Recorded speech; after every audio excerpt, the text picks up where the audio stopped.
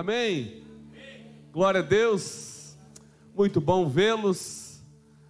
Alegria. Você que está em casa, que Deus possa abençoar a sua vida. Obrigado, gente. Deus abençoe. Você pode sentar. Você está feliz com o frio? Que bom, né? Glória a Deus. Estamos muito felizes. Porque o calor vem do Senhor, mas o frio também vem. Ele nos dá oportunidades de sermos mais ternos também num período mais de frio, né? A gente é desafiado a... no verão a gente é meio calorento, a gente tem uma dificuldade, né, de abraçar, já no inverno a gente fica mais fácil, né? Até ajuda. Então, quero te incentivar a você ser mais terno ainda. Eu queria ler algo com você, está lá em Juízes,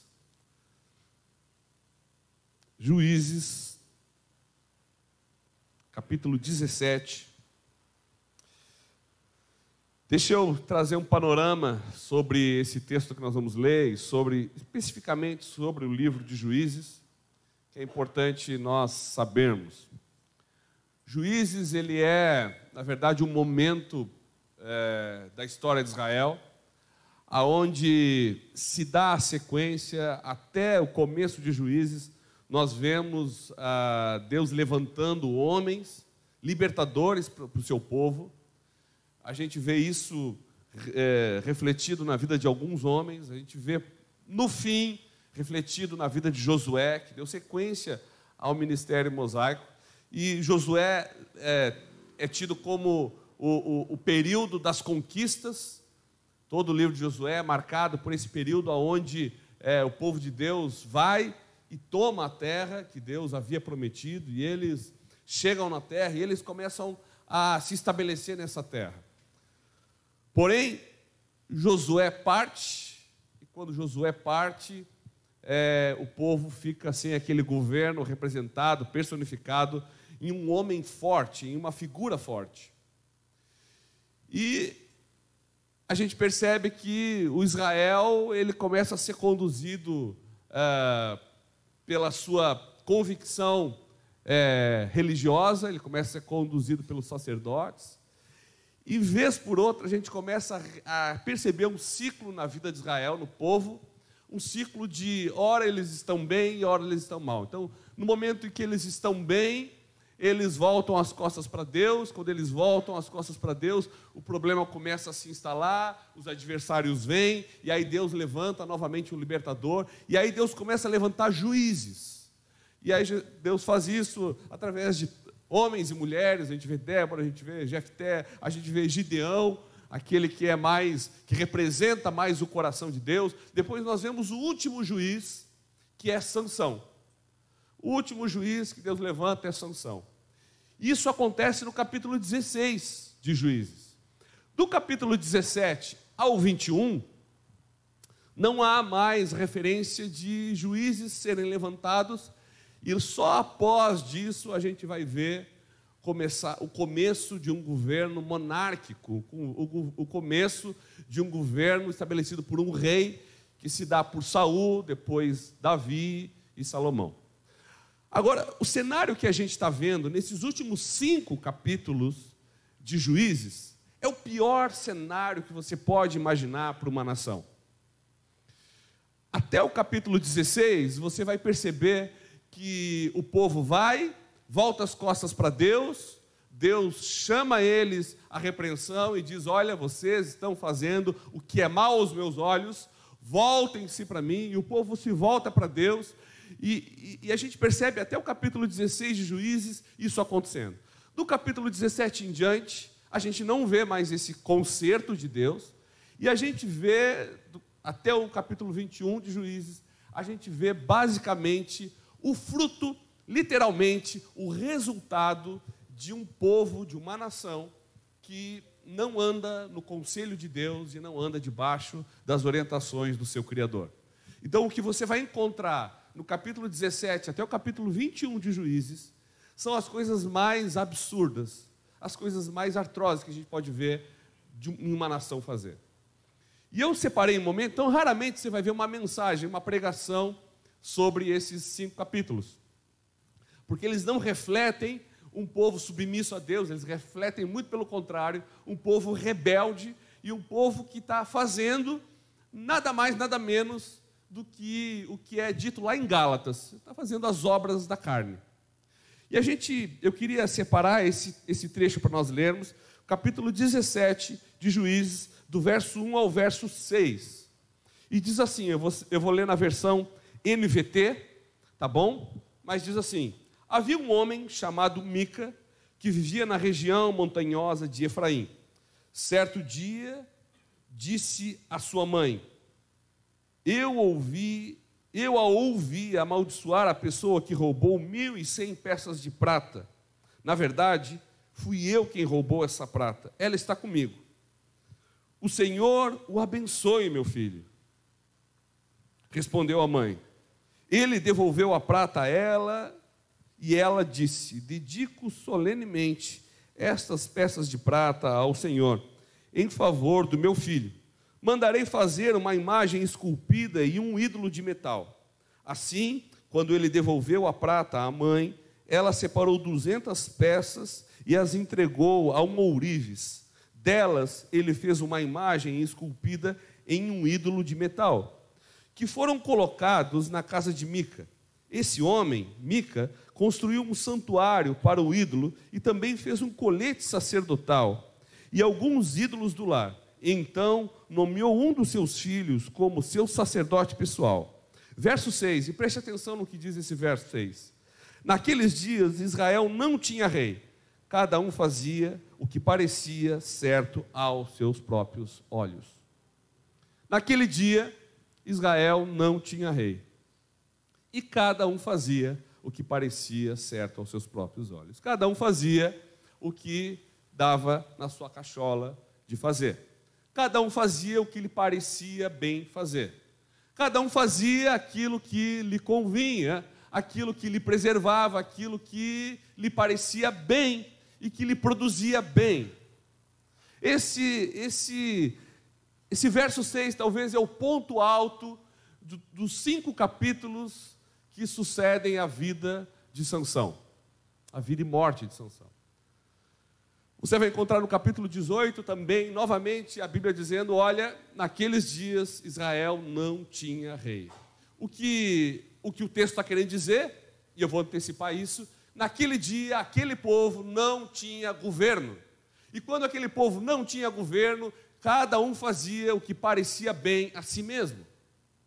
Naquele dia não havia quem os conduzisse, e porque não havia quem os conduzisse, cada um fazia o que parecia bem a si.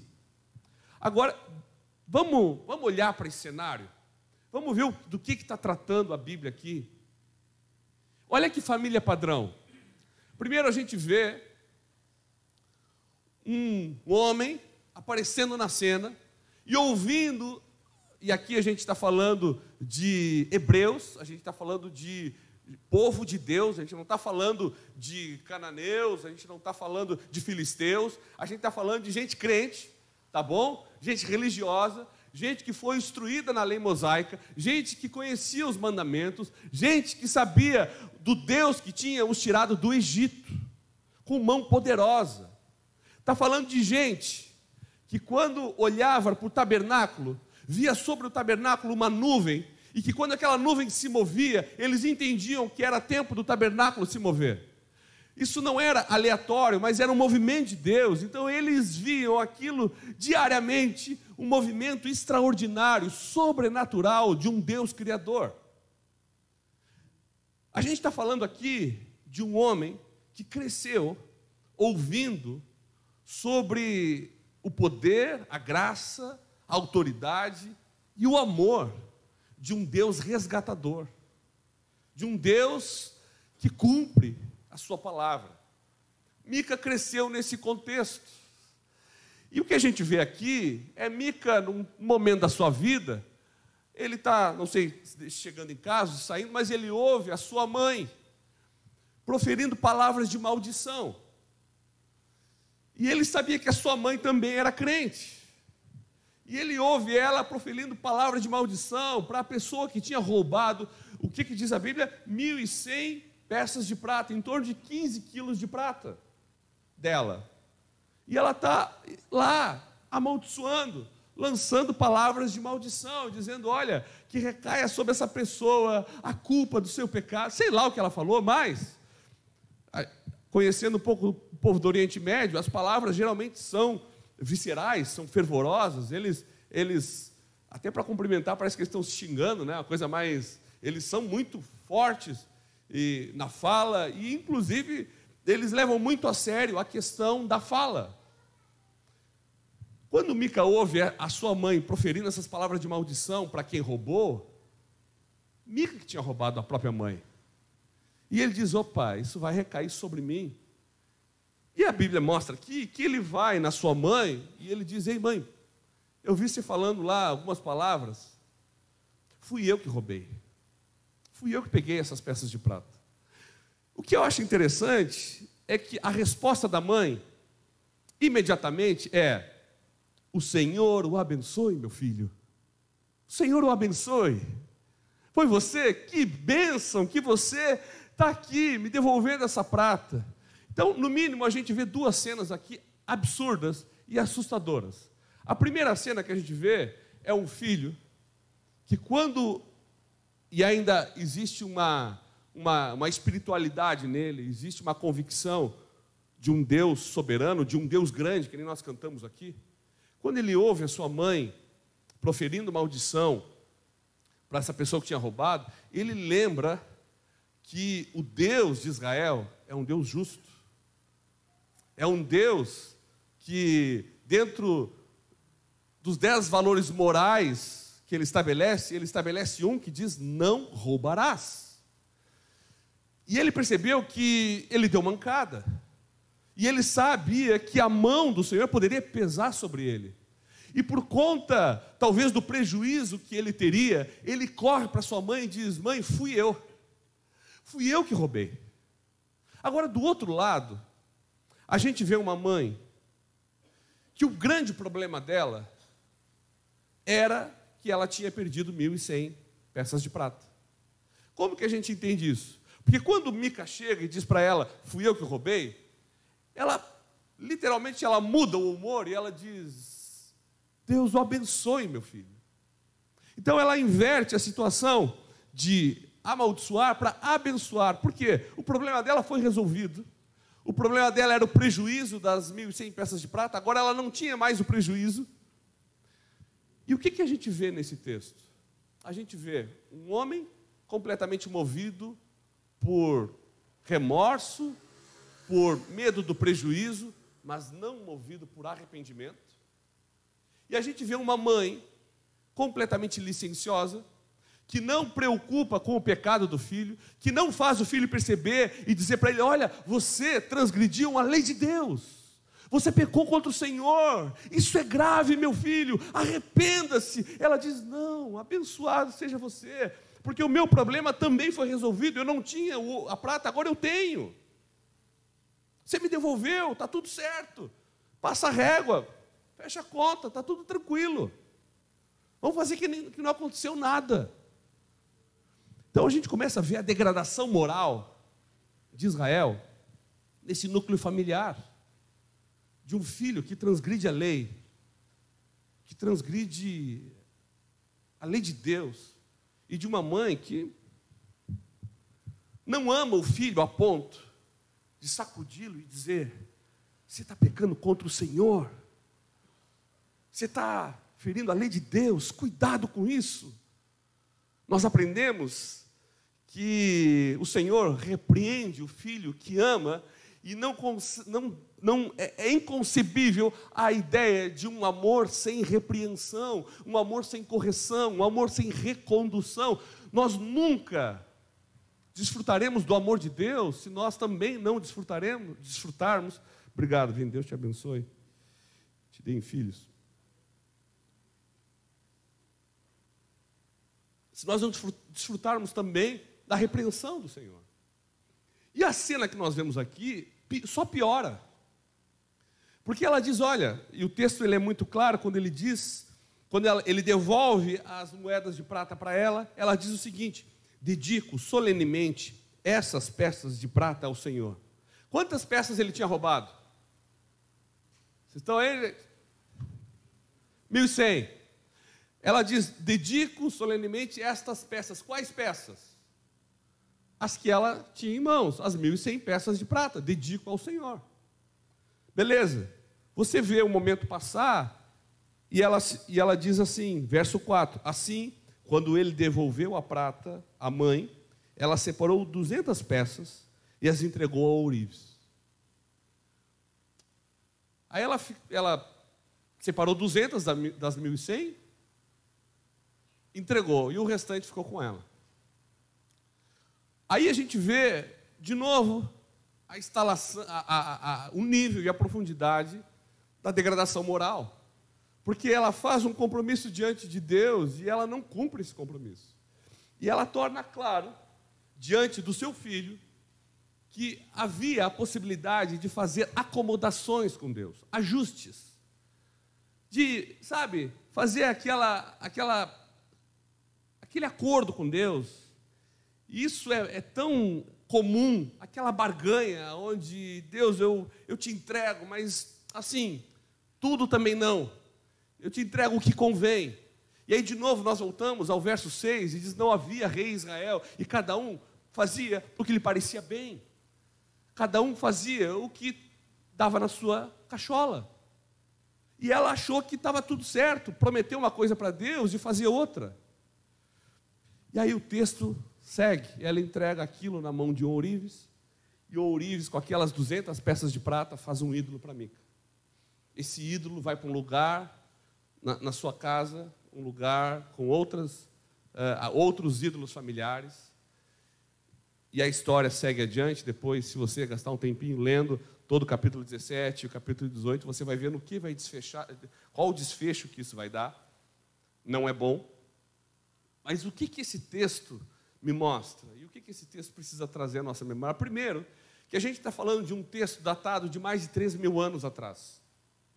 Mais de 3.000 anos. E quando a gente começa a ver essas características nessa família, a gente começa a perceber que essas características, elas são muito vivas hoje.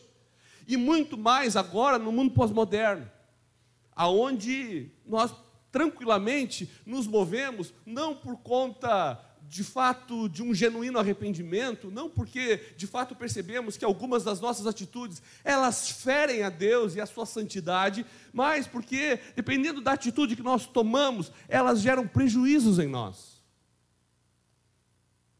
Dependendo do pecado que cometemos, eles vão trazer prejuízos físicos, prejuízos sociais. Então, assim, eu me arrependo porque isso vai me gerar problema. E aí nós vemos a palavra de Deus depondo contra esse sentimento. Nós vamos ver isso se repetindo em outros homens. Nós vamos ver quando Judas traz Jesus, ele volta atrás e ele joga aquelas 30 moedas de prata que ele recebe para entregar a Jesus, e ele, tomado de remorso, ele volta àqueles homens e ele devolve aquele dinheiro, e os homens, a gente não tem nada com você.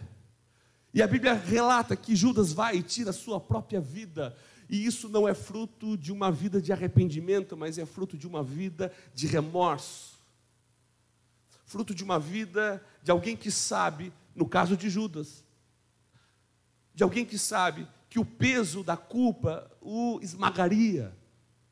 Da mesma forma, na vida de Mica, a questão não é porque ele reconheceu que pecou contra Deus e que pecou contra sua mãe, mas a questão é que ele percebeu que o Deus que a sua mãe estava falando era um Deus justo e que poderia trazer prejuízo à sua vida. Nunca foi a respeito de Deus, sempre foi a respeito de Mica.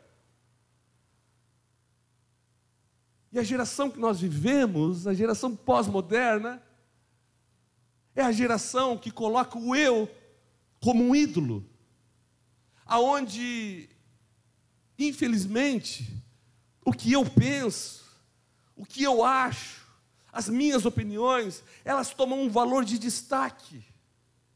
E eu já não questiono mais a respeito do que Deus diz, do que o Senhor ordena, do que o Senhor orienta, mas é o que eu sinto, o que eu acho certo, o que eu acho conveniente. É isso que esse texto está falando. Mas eu me sinto tão bem neste ambiente, eu me sinto tão em paz. Aí se justifica ainda mais a paz de Deus. Seja o árbitro das vossas decisões. Eu oro e eu sinto a paz de Deus. Ei, espera lá. Uma coisa é a paz de Deus e uma coisa é a sua paz, é a minha paz. Nós confundimos muito. Porque a paz de Deus é a paz que é gerada no andar de acordo com a vontade de Deus. E a paz do homem, ela é aquela paz que é um incentivo a nós fazermos aquilo que queremos fazer. E a Bíblia diz que o coração do homem, ele prega peças, ele é enganoso, ele é ardil. Então a grande questão aqui é que, por não haver um rei, eles faziam o que lhe parecia bem. E quando você encontra em Juízes essa expressão, supõe-se que quem escreveu Juízes foi Samuel, e quando Samuel escreveu Juízes, já era no período da monarquia. Então ele escreveu a história do passado.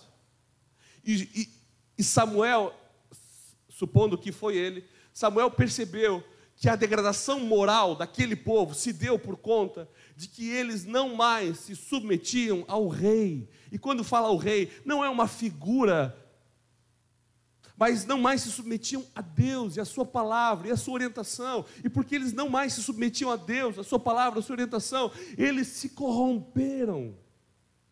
E eles começaram a construir a sua religião on demand, a sua religião sobre a demanda deles, em cima da demanda deles. E hoje, nós costumamos dizer que nós estamos vivendo a geração personal, aonde tudo é personalizado, aonde tudo é para você, para o seu tamanho, para a sua característica, para os seus jeitos e trejeitos e manias. E a gente se acomoda com isso. E a gente quer que isso se transfira também na nossa forma de cultuar a Deus. E a gente quer desenvolver uma religião que seja on demand, que seja sobre demanda. A gente quer uma religião Netflix, onde eu escolho o que eu quero assistir, aonde eu escolho o que eu quero fazer, aonde eu escolho a forma e quando eu quero cumprir a palavra de Deus. E é disso, exatamente disso, que a palavra aqui está falando, contra. Porque Mica se perdeu em achar que ele podia construir, e a mãe de Mica se perdeu em achar que eles podiam construir um Deus para eles. Sabe qual é a grande questão aqui? E talvez quando a gente olha esse texto, de novo, estamos falando de gente crente, de hebreus, eles não construíram um ídolo cananeu. Eles não começaram a cultuar os balaíns. Assim como lá no deserto, vocês lembram? Quando Arão construiu aquele bezerro de ouro. Vocês lembram desse episódio? Naquele momento, quando eles fizeram aquele bezerro, não era um outro Deus. Vocês sabiam disso? Era o Deus de Israel que eles estavam replicando numa imagem de um bezerro de ouro. E aquele bezerro representava a força do Deus de Israel. Eles não estavam construindo um outro ídolo. Aqui, a mãe de Mica, quando paga para fazer uma imagem, ela não está pagando para fazer um ídolo dos cananeus, dos filisteus, ou seja, que povo era. Está pagando para fazer um ídolo do Deus poderoso, o Deus de Israel, que trouxe de volta as suas 1.100 peças de prata. Só que, quando acontece isso, acontece um momento onde, mais uma vez, eles transgridem uma orientação de Deus, uma lei de Deus, onde Deus diz para que não se faça imagem, nem mesmo dele. E eu usei isso como exemplo e posso usar novamente. Você imagina naquele momento em que você está sendo generoso e dando alguma coisa a alguém, naquele exato momento que você está tirando do seu bolso e dando alguma coisa a alguém, alguém vem e registra uma foto sua. O que aconteceu ali? Naquele momento foi capturado o seu momento de generosidade. Agora, se dali por diante o que definir você é aquela foto, você vai ser uma pessoa só o quê? Generosa, não é verdade? Mas você há de convir comigo que nós não somos somente generosos. Há momentos que nós somos amáveis, há momentos que nós somos mais duros, há momentos, isso se tratando de nós. Quando Deus se opõe a fazer uma imagem dele e tornar isso idolatria, Deus está se opondo justamente a nós pegarmos ele e capturarmos uma feição dele. Nós fazemos uma caricatura de quem Deus é. E nós fazemos um recorte, e aqui a mãe de Mica estava fazendo exatamente isso. Ela estava fazendo um recorte de uma feição de Deus e desprezando todas as outras. Então ela estava fazendo um recorte que retratava um Deus misericordioso, muito provavelmente, que trouxe de volta o seu recurso financeiro, mas ela desprezou as outras feições de Deus, que declaravam um Deus justo, um Deus juiz, um Deus que vela pela sua palavra, um Deus que está ali para conduzir o povo em equidade, em paz, em justiça, em retidão. Então ela despreza tudo isso e faz uma imagem que captura uma feição de Deus. E ela começa a adorar isso. Isso não traz nada à memória? Que hoje, irmãos, a verdade é que se nós começarmos a conversar com as pessoas, nós vamos perceber que muitas pessoas conhecem uma caricatura de Deus. Não de fato quem Deus é. Porque a única forma de eu e você conhecermos a Deus não é por sobre as nossas paixões, ou por sobre as nossas anseios, ou porque nós achamos dele, mas é a partir daquilo que ele revela na sua palavra. Você ouviu o que eu falei? Eu e você só conhecemos a Deus à medida que ele se dá a conhecer, não é o que nós achamos dele. Mica e a sua mãe estabeleceram um conceito sobre Deus. E eles começaram a construir a sua religião personalizada sobre a demanda deles, em cima daquele conceito de Deus. E isso é profundamente destruidor e avassalador, porque isso priva as pessoas de viverem de fato o encontro com Deus na sua totalidade. Você está entendendo o que eu estou falando? Eu dei o exemplo, quando eu vim para a fé, eu venho de uma família fragmentada, eu venho de uma família onde o meu pai, aos 9 anos, ele foi embora de casa. Meu avô tenta assumir essa feição paterna. Meu avô de uma geração passada, de uma geração da guerra, mais truculento, mais fechado em palavras. É óbvio que ele não iria conseguir desenvolver na minha vida a figura que era para meu pai desenvolver. Já falei isso algumas vezes. Ele nunca me disse que me amava, o meu avô, mas eu nunca me senti amado por ninguém como me senti amado por ele, senão por Jesus. Mas ninguém nessa terra revelou tanto amor para mim quanto meu avô, sem nunca me dizer que me amava. Mas a gente está falando de um jovem, de uma criança de 9, 10. Isso começou a construir uma imagem fragmentada da figura paterna. Quando eu conheço o Evangelho, eu vou para a igreja, a maior dificuldade que eu tinha era o quê? De entender Deus como Pai, de confiar em Deus. Eu tinha uma dificuldade tremenda com isso. Como meu pai tinha me abandonado, eu imaginava que Deus, a qualquer momento, também não ia me atender. Deus, na sua infinita misericórdia e de forma muito graciosa, começa a se revelar a mim um Pai presente. E eu começo a conhecer Deus na sua feição de Pai, como eu nunca imaginei que conheceria. E Deus começa a se revelar como um pai, me conduzindo. E eu começo a ter uma experiência com um Deus Pai, que eu não tive com meu pai, que eu não tive com meu avô, e isso começa a me impactar. Até eu chegar a um momento onde eu comecei a ser tentado a achar que Deus se resumia somente àquele recorte que eu tinha dele, de um Deus Pai. Começou a acontecer momentos na minha vida onde eu comecei a ter experiências com um Deus Pai, mas que também é justo juiz. E aí eu comecei a ter crises. Não, para aí, mas Ele não é esse Deus de amor que me acolhe, que me conduz e diz, vai lá filhão, estou contigo, te apoio. E eu comecei a perceber um Deus que dizia, não. Não. Comecei a ter um encontro com Deus que disse, não toca nisso, não ultrapasse essa linha. Eu não quero que você ultrapasse essa linha, esse momento, não faça isso. E aquilo começou a gerar um sentimento diferente em mim.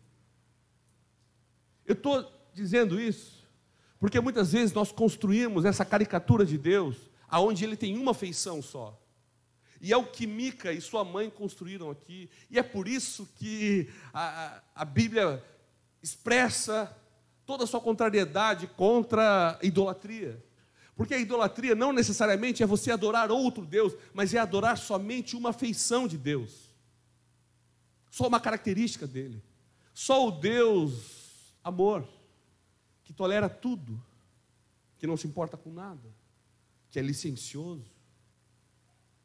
Quando na verdade, embora Ele seja um Deus de amor, que te acolhe, que te ama, que te tem nos braços, porque Ele te ama, em algum momento Ele vai dizer para você, não faça isso. Isso fere o meu caráter, isso fere a nossa relação. Você está entendendo o que eu estou falando nessa noite? Você está entendendo que o que Mica construiu foi uma religião para ele? Você está entendendo que hoje nós somos convidados a desenvolver isso? Você já parou para perceber que nós, hoje, quando nós olhamos o cenário religioso brasileiro, nós não temos mais o Deus dos evangélicos.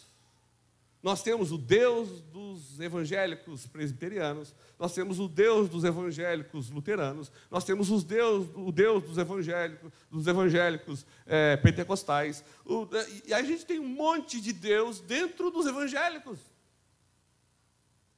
que são caricaturas de quem Deus é, mas não revelam a sua expressa grandeza e soberania, onde o único lugar que expressa a sua grandeza e soberania é a sua palavra.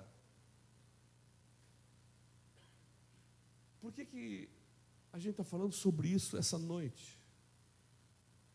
Deus estabelece linhas na nossa vida e Ele diz, dessa linha você não deve passar. Desse limite você não deve passar. Deus estabelece limites quando Ele é rei da nossa vida. Porque quando Ele não é rei da nossa vida, o texto diz com maestria, naqueles dias não tinha rei em Israel, e cada um fazia o que lhe parecia bem. Sabe qual é o problema? Gálatas diz que as obras da carne, elas são manifestas em morte, impureza, ruptura. Quando não estamos debaixo do governo de Jesus, e aqui Juízes já está anunciando o Messias que viria.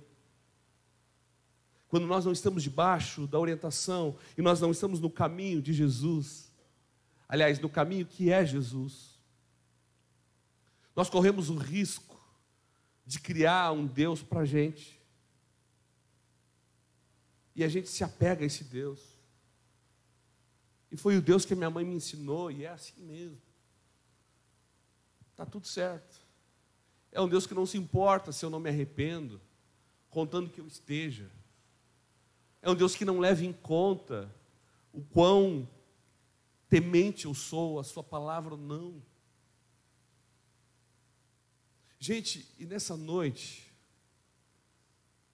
Sabe, Deus me trouxe aqui, não é para trazer juízo sobre a sua vida. Não mesmo, de coração. Mas é que a gente precisa olhar para a palavra de Deus com seriedade.